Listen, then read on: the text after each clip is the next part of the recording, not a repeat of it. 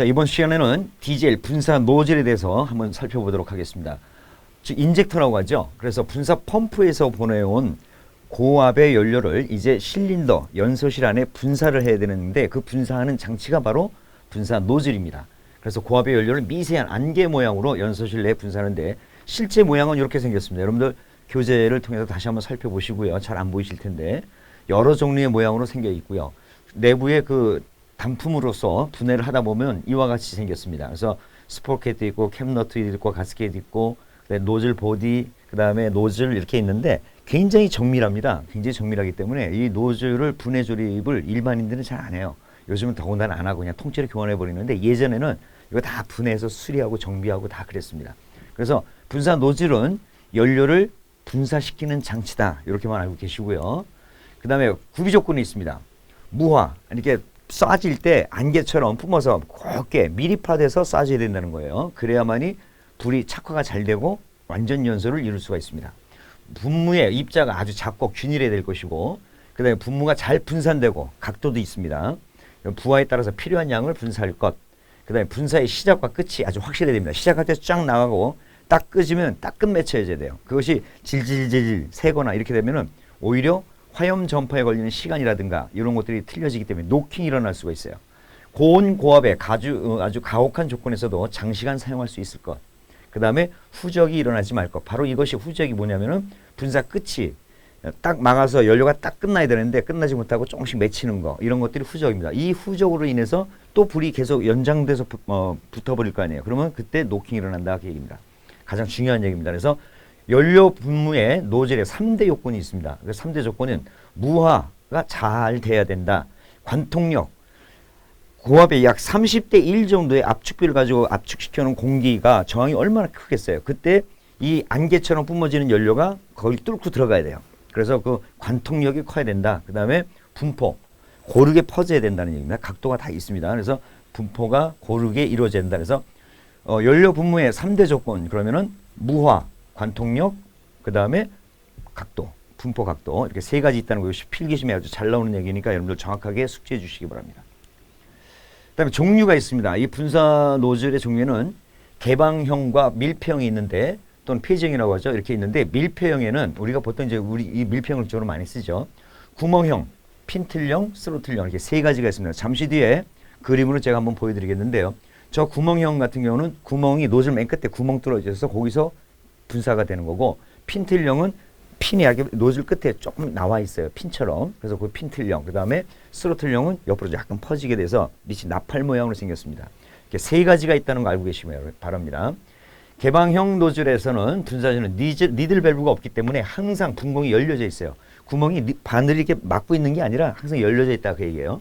장점은 고장이 적죠. 왜? 니들 밸브 자체가 없어요. 그러다 보니까 고장날 물건이 없다 보니까 고장이 적은 거야. 구조가 간단하며 가격이 아주 저렴하다. 연료의 무화가 불량하고 후적이 발생하기 때문에 이 개방형 노즐은 근래 자동차에는 사용을 하고 있지 않습니다.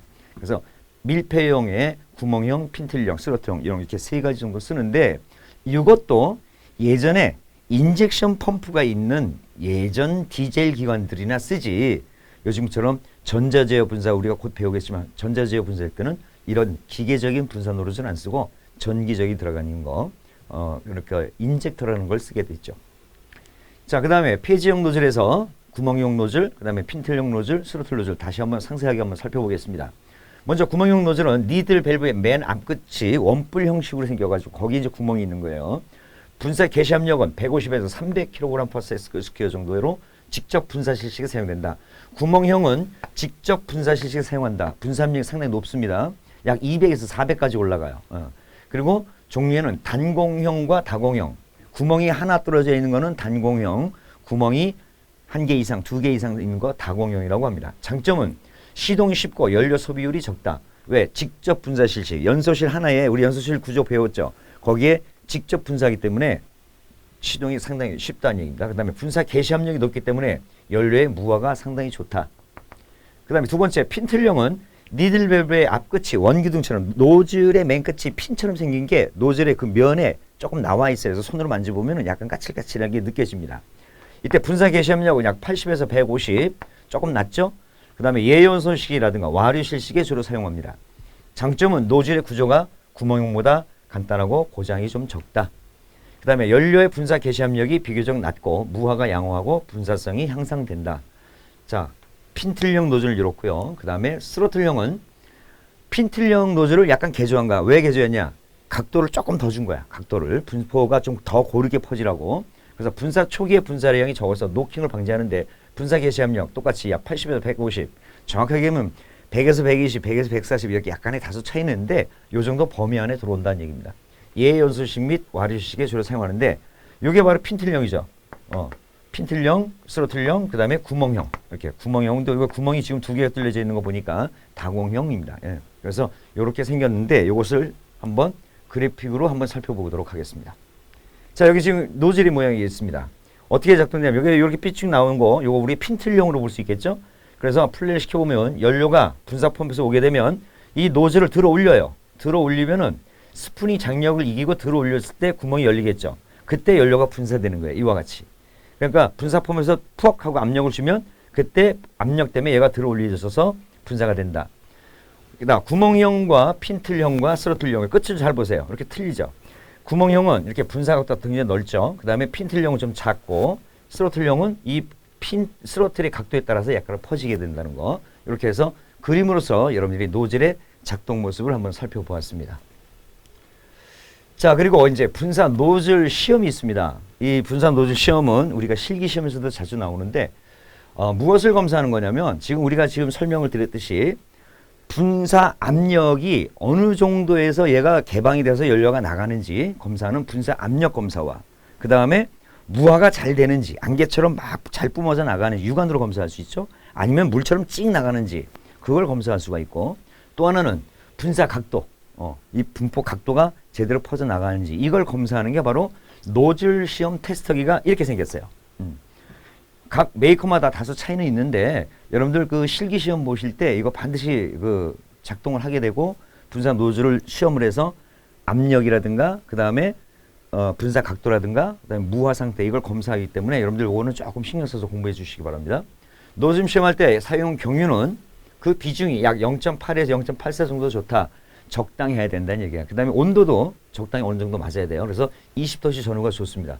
완전히 차가울 때, 완전히 뜨거울 때 점도 자체가 달라지기 때문에 압력의 변화가 생길 수가 있어요. 그래서 이 비중 이건 뭐 정확하게 외우지 않으셔도 되는데 약간 20도씨 정도의 온도가 어느 정도 상온 정도가 맞아야 된다.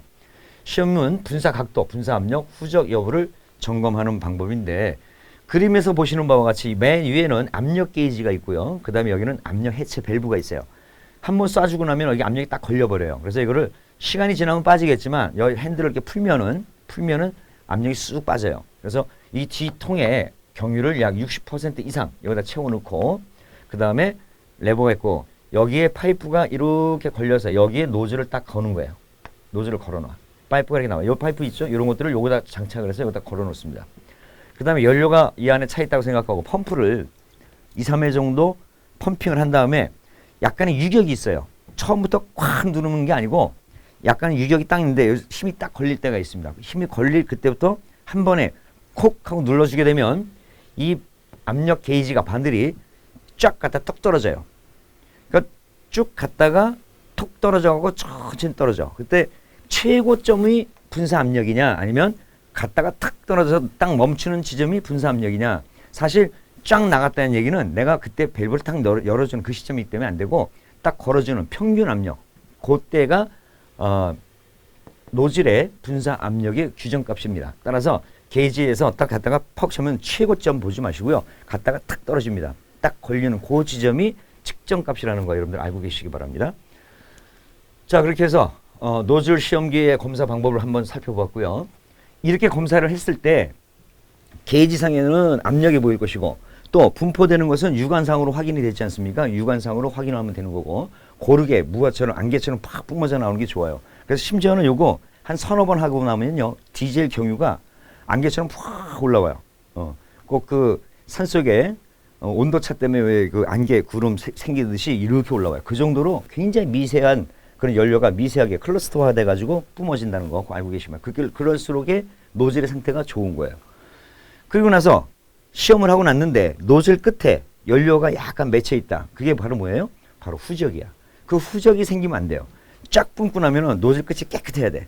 그래서 이 후적은 안 좋은 건데 연료의 분사가 완료된 다음에 노즐 팁에 연료 방울이 형성돼서 연소실에 떨어지는 현상을 말한다. 후적이 발생하게 되면 후연소 기간이 길어지게 되죠. 연소되고 난 다음에도 계속 불이 붙어 있는 거야.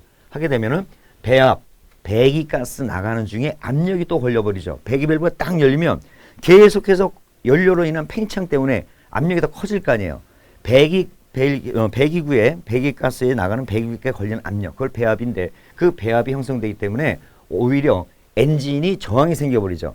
펑하고 배기가스를 내보내야 되는데 압력이 크다 보니까 머플러에서는 막고 있고 여기서는 계속 공기가 팽창되고 이거는 피스톤은 이제 배기 엔진이 올라가야 되고 그러면 저항이 생기겠죠. 그러면 어떻게 해야 돼요? 동력이 죽죠. 원활하게 올라가야 되는데 압력 때문에 못 올라가. 그렇기 때문에 배합이 형성돼서 오히려 엔진의 출력이 떨어진다. 따라서 후적이 생기면 안 된다. 그래서 그렇게 알고 계시고요. 그다음 헌팅이라는 것이 있는데 이것은 외력에 의해서 엔진 외부에 의해서 회전수라든가 회전 속도가 파상적으로 변동되는 현상.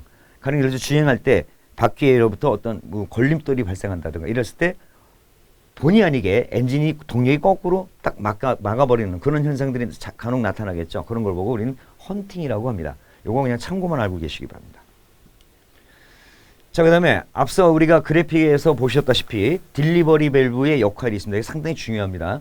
그 지름이 단면적의 지름이 1mm 정도도 안 돼요. 근데 그 정도 가지고도 분사 펌프에서 플런저에서 쏴준 고압의 연료를 딱 보내고 난 다음에 딜리버리 위에서 닫아주는 스프링이 딜리버리 밸브가 압력이 끝나고 났을 때 탁 닫아줘요. 그럼 연료가 공급되는 게 딱 차단이 되겠죠. 그 차단이 됨으로 인해서 노즐에서도 압력만큼 쏴주고 압력에서 딱 차단되니까 니들 밸브도 어떻게 돼요? 딱 닫혀버리죠. 그러니까 양쪽에서 딱 막아줘서 후적을 방지하는 역할을 하는 거야. 첫 번째는 바로 딜리버리 밸브가 하는 건데 그때 유압 어느 정도 시험을 해야 되는데 분사 펌프를 회전시켜서 150kg/s 정도 이상으로 압력을 상승시켜 회전을 멈추고 제어레크를 무분사 위치로 해서 딜리버리 밸브 내의 압력이 10kg/s 정도까지 저하될 때까지 소요 시간이 5초 이상이면 정상이다. 그 정도로 유지력이 있어야 된다는 얘기, 유지력. 그래서 이 딜리버리 밸브가 상당히 좀 중요한 역할을 한다는 거 알고 계시기 바랍니다. 자, 그래서 분사 개시 압력 조정. 자, 이렇게 우리가 노즐 시험기로 압력을 검사했는데 압력이 너무 낮아 또는 너무 높아. 그럼 뭔가 조정을 해야 될 거 아니에요, 그죠? 그래서 아까 우리 노즐의 그 분해도를 보시게 되면 거기엔 니들 밸브 위에 뭐가 있어요? 스프링이 있죠. 분사 어차피 연료가 분사 펌프에서 와가지고 니들 밸브의 그 경사진면을 치켜 올려서 니들 밸브를 올려야 되는데 위에 뭐가 있어요? 스프링이 있죠.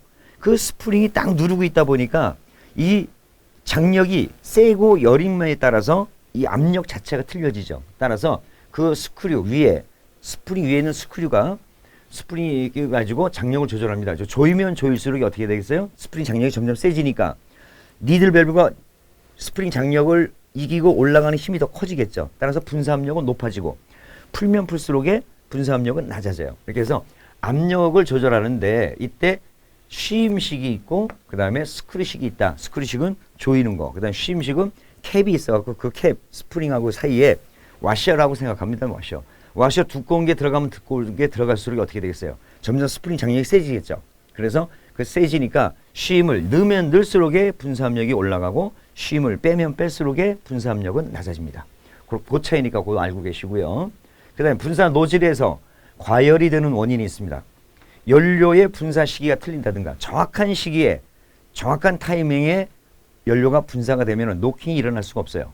그런데 그 분사 시기가 틀림으로 인해서 노킹이 일어나면 어떻게 돼? 연소실 내에 열을 축적하게 되죠. 그 열로 인한 열점이 또 만들어져. 그러다 보니까 온도가 자꾸 올라가요. 그게 안 좋은 거야. 그래서 분사 시기가 틀려지고 틀렸을 때, 그 다음에 연료의 분사량이 너무 많을 때, 화염에 걸리는 시간, 연소 기간이 너무 길어. 그래서 온도가 너무 높아지는 거. 그다음에 과부하에서 연속 운전, 부하를 많이 해. 그러면 그만큼 악셀레터를 많이 들 거 아니에요. 그럼 힘을 많이 쓰게 될 거 아니에요. 그때 노즐도 과열되는 원인이 생긴다. 노즐이 너무 과열이 되면 어떻게 돼? 변형이 올 수가 있죠. 금속의 변형이 와서 분사량 자체가 또 틀려져요. 그래서 노즐에서 트러블이 생기면 엔진의 폭발력도 달라지고 모든 게 다 달라집니다. 따라서 가장 중요한 부품이라고 볼 수가 있기 때문에 노즐이 과열되는 것은 그렇게 과연 좋은 것이 아니다. 자, 그 다음에 우리가 과급 장치인데 이건 이제 우리가 흔히 얘기하는 터보입니다. 터보. 이 터보를 쉽게 얘기하자면 이제 좀 이따 그림으로도 한번 보시겠지만 공기가 피스톤이 상사점에서 하사점으로 내려갈 때 움직이는 행적만큼 외부에서 공기가 빨려 들어오죠. 그 공기를 압축을 해서 거기에 적정한 연료를 분사해서 터트리면 들어온 공기만큼 팽창을 해서 동력을 얻어내는데 이렇게 한번 생각해 보자고요. 피스톤이 상사점에서 하사점으로 내려갈 때 그 최적보다 강제적으로 공기를 더 넣어줘. 빨아들이는 흡입되는 공기량 말고 그것 플러스 오히려 강제적으로 공기를 더 넣어주어서 문을 딱 닫아버리면 가장 최대의 실린더 행정에 들어올 수 있는 양보다 더 많이 들어왔죠. 더 많이 들어온 거를 압축을 해버리고 똑같은 행정에서 압축해버리니까 나중에 폭발력이 어떻게 되겠어요? 더 커지죠. 그럼 어떻게 돼요? 출력이 더 커지는 거 아니겠어요? 연료는 똑같이 분사하는데 공기의 양이 많아가지고 팽창률이 더 커진 거야. 그럼 어떻게 돼? 연료 소비율이 적으면서 엔진의 출력도 높아지고 따라서 연비가 상당히 좋다. 이렇게 얘기가 나오는 거 아니겠어요? 그렇게 하는 장치, 공기를 강제적으로 더 실린더에 넣어주는 장치가 바로 과급기다. 우리가 흔히 얘기하는 터보입니다. 최적 효율을 높여서 흡입 공기 압력을 가해주는 일종의 공기 펌프가 바로 과급기, 터보입니다. 목적은 과급기를 설치하면 엔진의 무게가 약 10에서 15% 정도 증가합니다. 그만큼 부품이 하나 더 들어가요. 엔진의 출력은 35에서 45% 정도가 더 증가합니다. 엄청나죠? 그죠? 그래서 디젤 기관들은 요즘에 웬만하면 다 터보 장치가 들어갑니다. 과급기가 다 들어가요.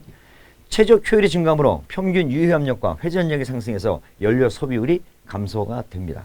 이것이 바로 과급기인데 이 과급기는 조금 이따 그림을 보시겠지만은 그럼 동력이 뭐냐? 어떻게 뭐 펌프로 넣어주느냐? 그게 아니고 여러분들 배기가스 나가죠? 이따 그림에서 설명을 하겠지만은 배기가스도 나갈 때 어떻게 보면 공기 이동이잖아. 바람이야. 거기다가 날개를 달아놔. 날개를 달고 그 날개 한쪽 끝에다 또 다른 날개를 달아서 이번에는 그 다른 쪽 날개는 외부에서 들어오는 흡입 공기 있죠. 흡입 공기를 여기를 거쳐서 가게 만들어. 그러면 폭발이 될 때 배기가스가 푹 나가면서 날개를 돌리면 같은 연동되어 있는 다른 쪽의 날개를 도니까 흡입되는 공기를 어떻게 강제적으로 쫙 불어넣게 되겠죠. 따라서 배기가스의 동력을 흡입가스의 동력으로 바꿔주는 거. 그게 바로 터보예요. 그렇게 해서 하는데 이 구조상 최적형과 유동형으로 나눠지는데 4행정 디젤 엔진에서는 배기가스로 구동되는 터보차저, 우리가 흔히 얘기하는 터보차저가 사용되고 2행정 사이클 디젤 기관은 크랭크축으로 구동되는 루프식이 소기 펌프로 사용되고 있다. 이 사이클은 여러분들 신경 좀 안 써도 됩니다. 그리고 과급기 윤활은 엔진 윤활 장치에서 보내준 오일로 직접 공부한다. 이게 뭔 얘기냐면은 이 터보를 쓰는 엔진들은 좀 오일이 좀 특출해요. 다른 일반 오일하고 좀 틀립니다.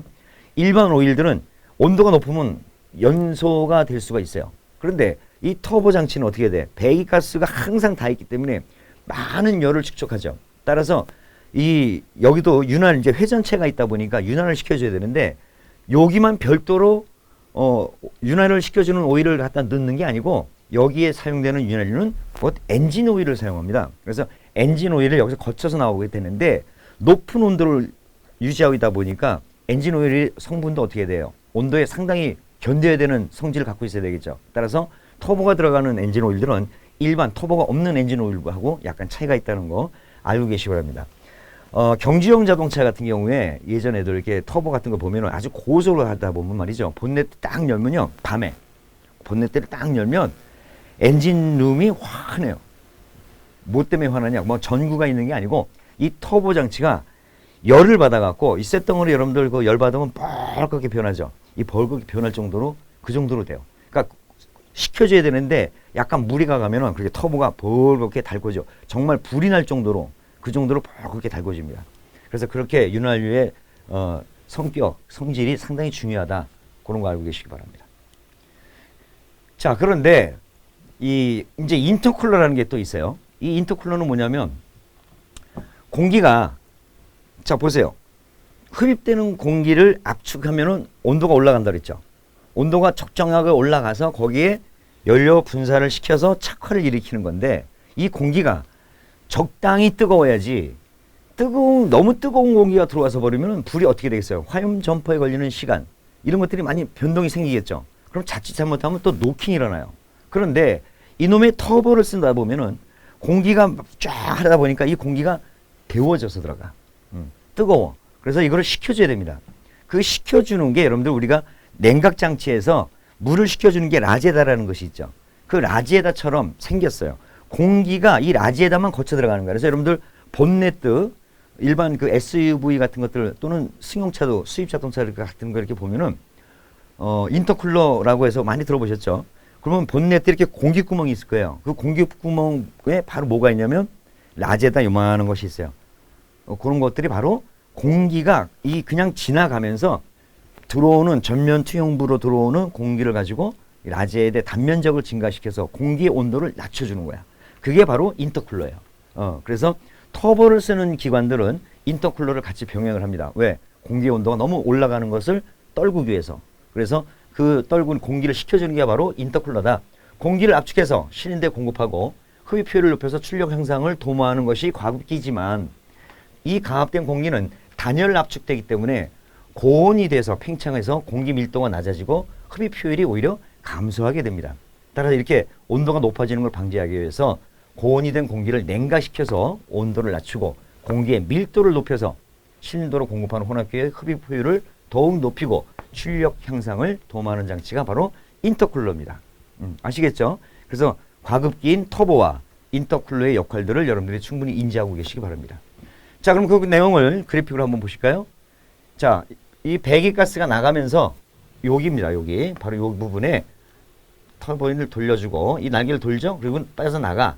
그때 흡입되는 공기 쪽에 날개를 또 둬서 강제적으로 불어넣을 때 이 온도를 식혀주는 인터쿨러가 있고 인터쿨러를 거쳐 차가운 공기가 다시 흡입돼서 들어가는 겁니다. 다시 터져서 또 나오고 이와 같이 계속 연동돼서 공기를 강제적으로 압송시키는 장치가 터보고 그 압송된 공기의 밀도를 높이기 위해서 공기 온도를 낮춰주는 게 바로 인터쿨러입니다.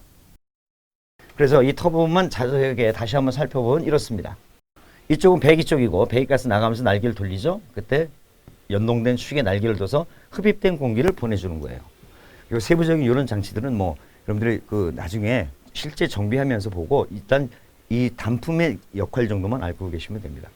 날개의 모양에 따른 그 작동 모습을 보는 건데 어쨌든 터보가 이와 같이 작동된다는 거 여러분들이 그림을 한번 보셨으니까 쉽게 이해해 가셨으리라 믿습니다. 자, 이렇게 해서 여기까지 해서 수업을 마치고 다음 시간에 뵙도록 하겠습니다.